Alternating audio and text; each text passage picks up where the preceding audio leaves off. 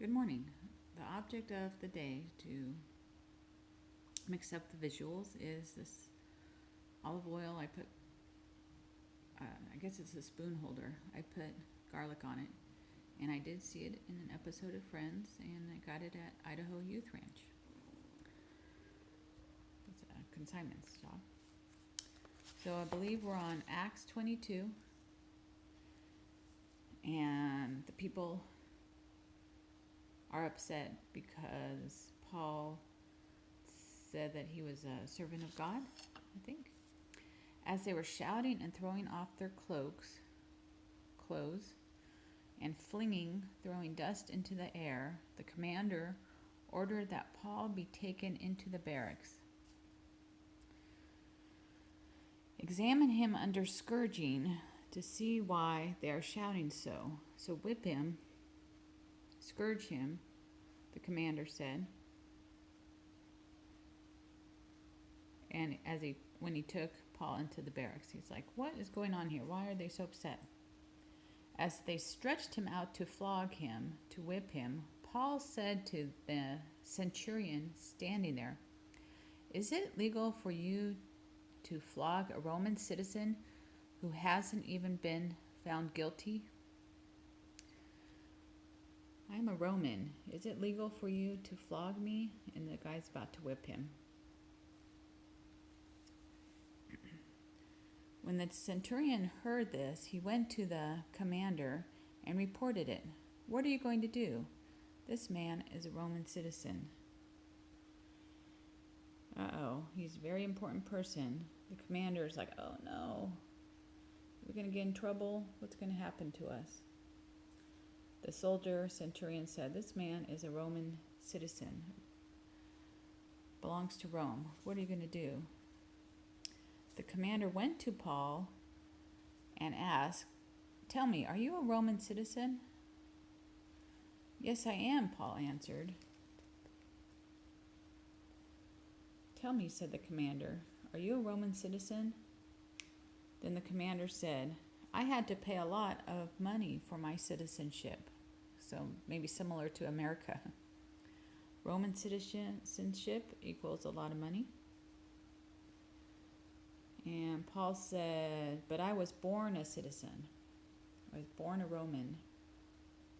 I wonder where Paul was born. Tarsus? Where's Tarsus? I don't even know. Gotta look it up.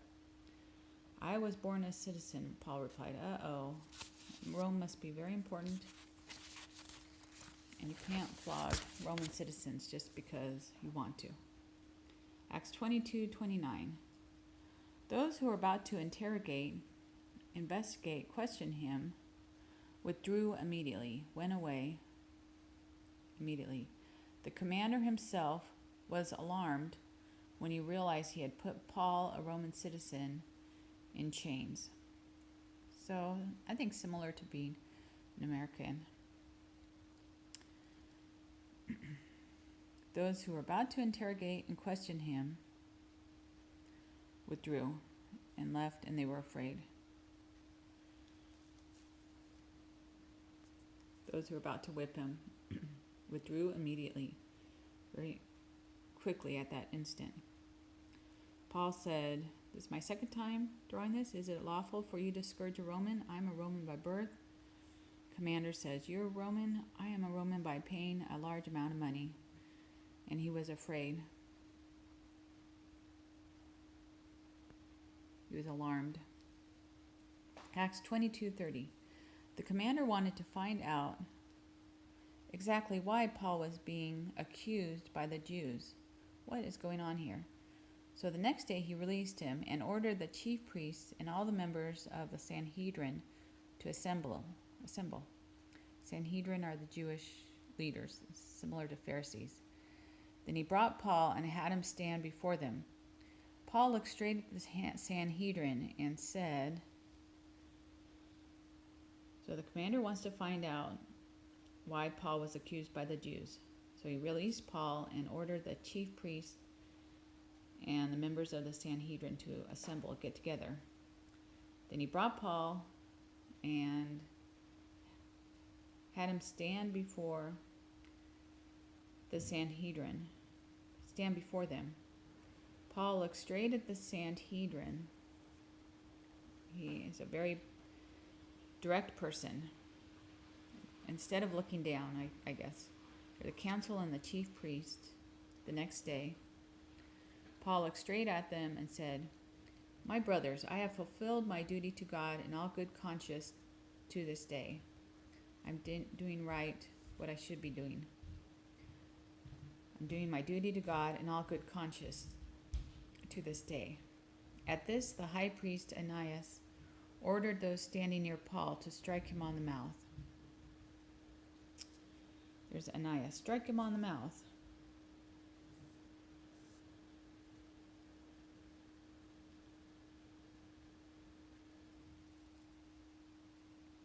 Strike him on the mouth. Ah. So I think Paul calls them whitewashed walls. Whitewashed wall. White painted. Looks good on the outside, but inside is like bones. Acts 23:3. Then Paul said to him, "God will strike you, you whitewashed wall. You sit there to judge me according to the law, yet you yourself violate the law by commanding that I be struck. How dare you do this to me? You're violating the law." So Paul's a little rebellious and angry at this point. Ananias is a whitewashed wall, and the command to strike Paul is a violation, breaking the law. How dare you strike me? And those who were standing near Paul said, "How dare you insult God's high priest? How dare you say that to Ananias?"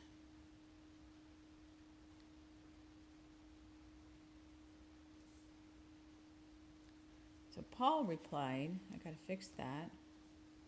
"Brothers, I did not know he was the high priest, for it is written, 'Do not speak evil about the ruler of your people.'" So Paul regrets that he talked back. Don't talk evil about the ruler.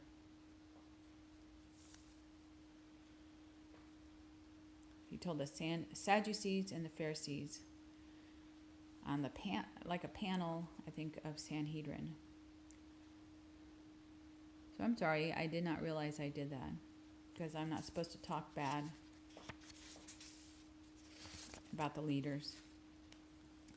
Then Paul, knowing that some of them were Sadducees and the others Pharisees, called out in the Sanhedrin.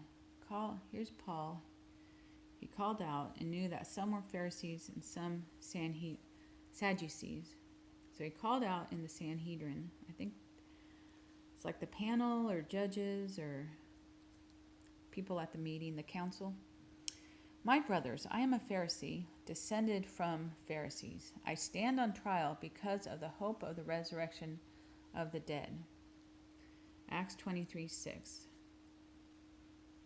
So I'm a Pharisee. I was born a Pharisee, but I believe in the hope of the resurrection of the dead. When he said this, a fight broke out between the Pharisees and the Sadducees, and the assembly was divided. A lot going on. There was a great uproar, and some of the teachers of the law, who were Pharisees, stood up and argued vigorously, strongly. So when Paul said he's a Pharisee but believes in the resurrection, there was a split between the Pharisees and the Sadducees. Went one way and the other went the other way. There was a big uproar, noise, commotion. A lot of excitement going on. "We find nothing wrong with this man," they said. "What if a spirit or an angel has spoken to him?" We find no wrong with Paul. What if a spirit or angel has spoken to him? So they were in awe. They did respect his beliefs and said, what if this is true? We should let him go. We find nothing wrong with him. Acts 23:10. The dispute became so violent and passionate that the commander was afraid Paul would be torn to pieces by them. So everything got so excited that the commander was afraid they'd tear him to pieces, torn to pieces. Very violent and angry. He ordered the troops to go down and take him away from them by force and bring them into the barracks. So the commander ordered the troops to go down and take him away from them by force. Go get him and take him to the barracks, or kind of like the prison. Okay, I need Paul. Come and put him in the barracks. The following night, the Lord stood near Paul. Acts 23:11. Be of good cheer, Paul. So Paul must have been feeling down. For as you have testified for me in Jerusalem, so you must also bear witness at Rome. So you've been a good witness to me in Jerusalem, so you must also go to Rome. The next morning, some Jews, Acts 23:12. I gotta fix that. The next morning, some Jews formed a conspiracy, a plan, and bound themselves with an oath not to eat or drink until they had killed Paul. So they did a promise not to eat or drink until they killed Paul. So here's 40 Jews, 1, 2, 3, 4, 5, 6, 7, 8, 9, 10, 11, 12. I should have drawn them out. Oh yeah, I did. So the next morning they said, no food, no drink, we must kill Paul. I need to put a T there. They're going to fast. They went to the chief priests and the elders and said, we have taken a solemn, holy oath, serious oath, not to eat anything until we have killed Paul. Now then you and the Sanhedrin bring him. We are ready to kill him before he gets here. So they are upset. Bring him to us. We want to kill them. 1, 2, 3, 4, 5, 6, 7, 8, 9, 10, 11, 12, 13, 14, 15, 16, 17, 18, 19, 20, 21, 22, 23, 24, 25, 26, 27, 28, 29, 30, 31, 32, 33, 34, 35, 36, 37, 38, 39, 40. They all want to kill Paul and tell the Sanhedrin, bring him to me. But when the son of Paul's sister, his nephew, heard of the plot or the plan, he went into the barracks and told Paul. Paul's nephew runs in. Paul, the Jews want to kill you. Centurion, take this young man to the commander, for he has something to say to you, said Paul. And the centurion says, okay, let's do this. Paul's nephew says, hey, they're going to kill you. So he took him to the commander. Paul, the prisoner, sent for me and asked me to bring this young man to you, because he has something to tell you, said the centurion. The commander took the young man by his hand, drew him aside, and asked, what is it you want to tell me? I wonder how old Paul's nephew is. The Jews ask that you bring Paul to the council, the meeting tomorrow, but don't do it. More than 40 men are waiting to kill him. So don't take Paul to the council, to the Sanhedrin tomorrow, because 40 people want to kill him. Okay, don't tell anyone you reported this to me, said the commander. Then he called 2 of his centurions and ordered them, prepare 200 soldiers, 70 horsemen, 200 spearmen to go to Caesarea at 9 p.m. Acts 23:23. So go to Caesarea at 9 p.m. and prepare soldiers, horsemen, and spearmen. That's like a big arrow, spear.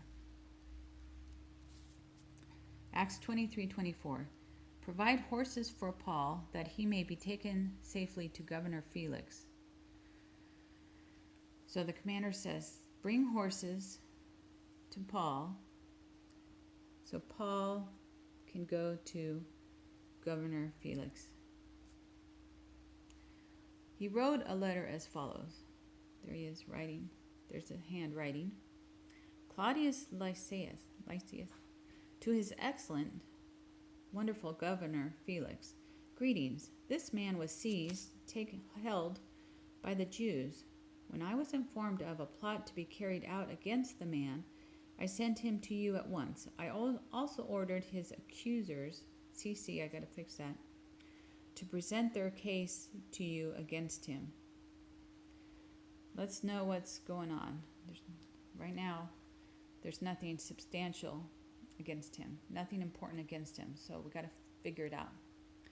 When the cavalry, the army with the horses, when the cavalry arrived in Caesarea, they delivered the letter to the governor and handed Paul over to him.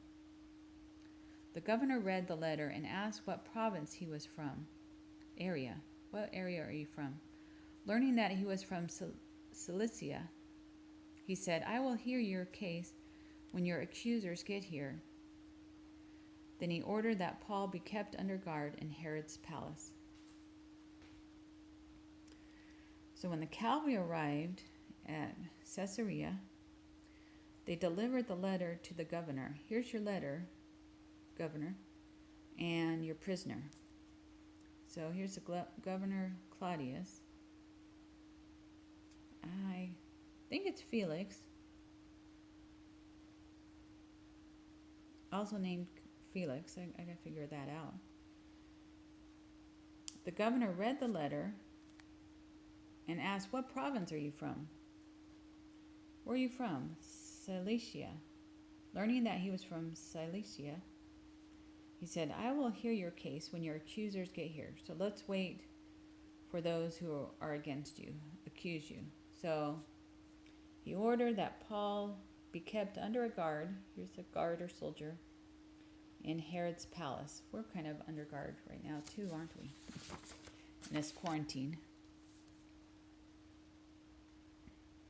Acts 24:22. Then Felix, who was well acquainted with the way, the Christian church movement, adjourned the proceeding. Okay, ... I skipped ahead and we're at the trial. So Felix, who knew about Christianity, well acquainted, knew it well, stopped the meeting.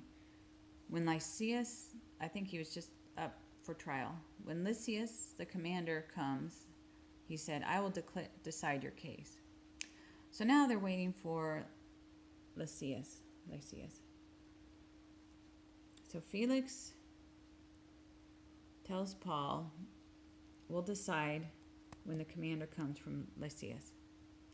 He ordered the centurion to keep Paul under guard and to give him some freedom and permit his friends to take care of his needs. Well, that's good. Paul, here are some things for you.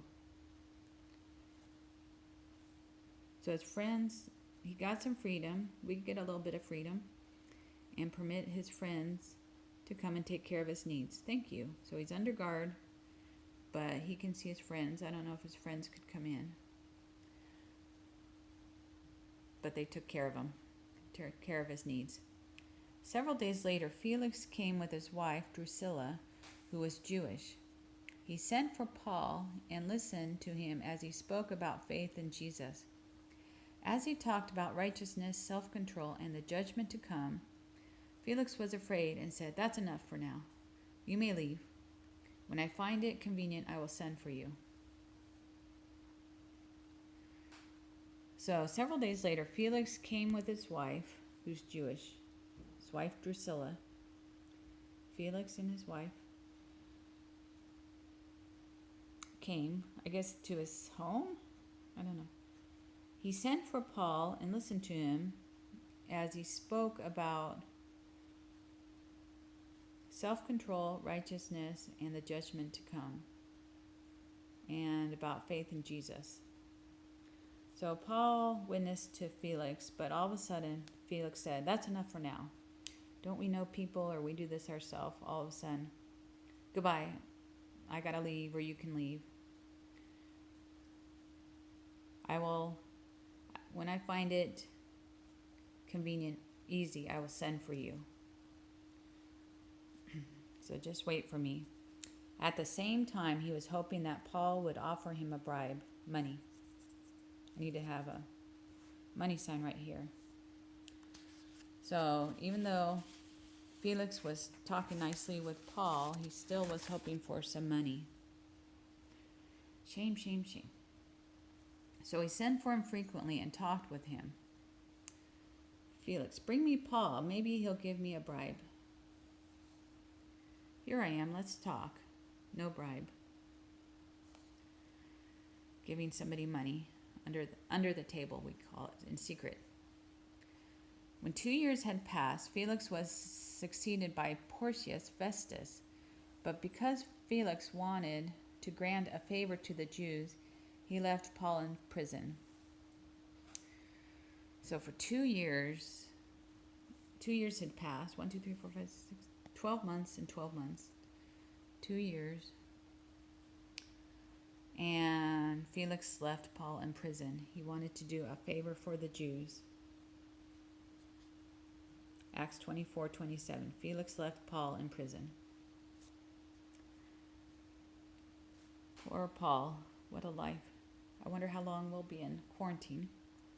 Acts 25:3. 3 days, 1, 2, 3. God, please be with us. 3 days after arriving in the province, Festus went up from Caesarea to Jerusalem, where the chief priests and the Jewish leaders appeared before him and presented the charges against Paul. So Festus went up from Caesarea to Jerusalem. Caesarea, Jerusalem, where the chief priests and the Jewish leaders presented the charges against Paul. So here's what we have against Paul. That's a long time, 2 years. They requested Festus as a favor to them to have Paul transferred to Jerusalem, for they were preparing an ambush, attack group to kill him along the way. So the chief priests and the Jewish leaders asked Festus, please have Paul transferred to Jerusalem. And they have an ambush, people ready to kill Paul. Here goes Paul to Jerusalem. I don't know where his guards are. So watch out, Paul. This will be the last page. Acts 25:4. Festus answered, Paul is being held at Caesarea, and I myself am going there soon. Everybody's moving around. Let some of your leaders come with me, and if the man has done anything wrong, they can press charges against him there. So some of you should go with me to Caesarea to get him. If he has done wrong, they can press charges there. He doesn't need to be moved and get ambushed. I wonder if Festus knew they were going to ambush him. You can press charges at Caesarea. Come with me. After spending 8 or 10 days with them, Festus went down to Caesarea. 8 to 10 days. Festus spent with them, and then he went to Caesarea, I guess with a group and entourage. The next day he convened the court in order that Paul be brought before him. Bring him Paul. He went to court to judge Paul. When Paul was brought in, the Jews who had come down, The Jews who had come down from Jerusalem stood around him. They brought many serious charges against him, but they couldn't prove them. Okay, so Jews were complaining against him and brought many